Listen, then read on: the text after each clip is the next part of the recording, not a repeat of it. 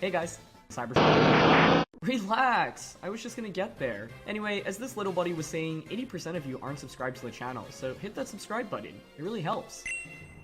Hey, what Pokemon are you?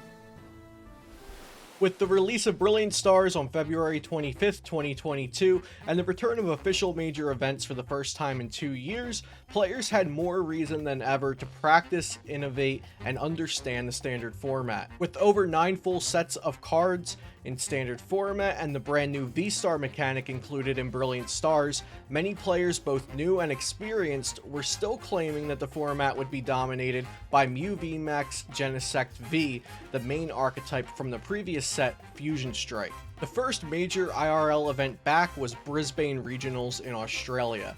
Leading up to the event, YouTube channel OmniPoke produced a metagame forecast video featuring Natalie Millar, who would later go on to become the Brisbane Regional Champion. Natalie spoke confident about Mew VMAX being utterly insane, and then went on to win the event with it. Well, the reason you play Mew is that it's just so absurd. Like, the deck is insanely consistent. The rate you brick is so low compared to any other deck, which is massive. The reason not to play it is that everyone else knows this. So, Yeah.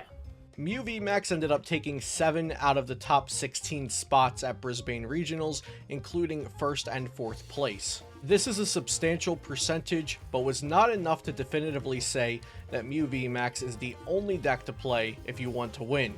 In my opinion, at least. If everyone's hyping this up as the best deck, maybe like I should be playing something that is countering that. And I think anyone who actually just takes the time to test matchups with Mew is going to realize that, wait a minute, no, there's a reason why everyone is saying this. It's because it actually is as good as advertised. I'm making a bold prediction that Mew is going to be like a record high meta share at Salt Lake, just because like it's the best deck. Nothing beats it consistently. Leading up to Salt Lake City Regionals, players were focused on either mastering Mew VMAX or finding a way to beat it. Dark Pokemon like Gengar VMAX, Malamar VMAX, and Galarian Moltres from Evolving Skies were all hot topics and conversations on how to beat Mew VMAX. But many players decided that these cards were just not good enough to consistently beat top players piloting the Mew VMAX deck. Within my close circle of testing partners, we decided that Arceus V-Star combined with Gengar VMAX could potentially be the answer to the metagame that we needed for Salt Lake City. However, we did not develop a list that we thought was good enough in time, so Gengar VMAX was scrapped, and most of my group who attended SLC reverted back to Suicune Ludicolo, which was a comfort pick for my friend Daniel Finnegan Lynch, who ended up getting 2nd place at Salt Lake City Regionals. Finnegan ended up losing to Drew Kennett's Arceus Gengar VMAX deck that won Salt Lake City Regionals, which was a bittersweet loss due to that deck being the other choice we were working on for that event. The dust settled in Salt Lake City, and there were 0 Mew VMAX Genesect decks in the top 8, with 2 players, Caleb and Nixon, falling just short with Mew VMAX in top 16. Between top players not wanting to play the Mew VMAX mirror match all day,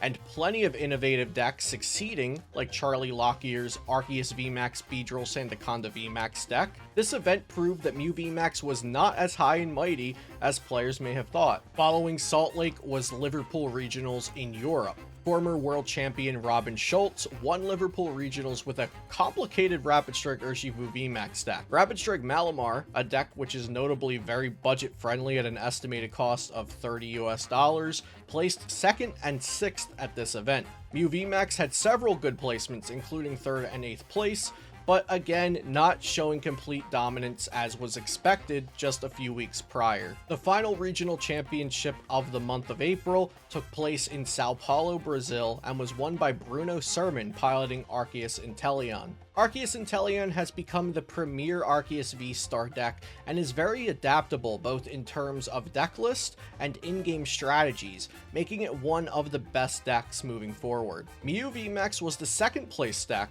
and this was its first time in finals since Brisbane Regionals, which kicked off the return to major IRL events. Moving forward, the next major event is EUIC, the European International Championships, which will be held in Frankfurt, Germany on April 22nd. The top decks on everyone's radar for this event include Arceus V-Star Inteleon and other Arceus variants, Mew VMAX, Rapid Strike Urshifu variants, and Rapid Strike Malamar. Players have been quickly developing new techs and strategies for their decks since the release of Brilliant Stars, and I am excited to see what happens at EUIC with top players from around the world gathering for this event. Thanks for watching this metagame recap today here on Beast Coast Pokemon, and be sure to subscribe for more great Pokemon content.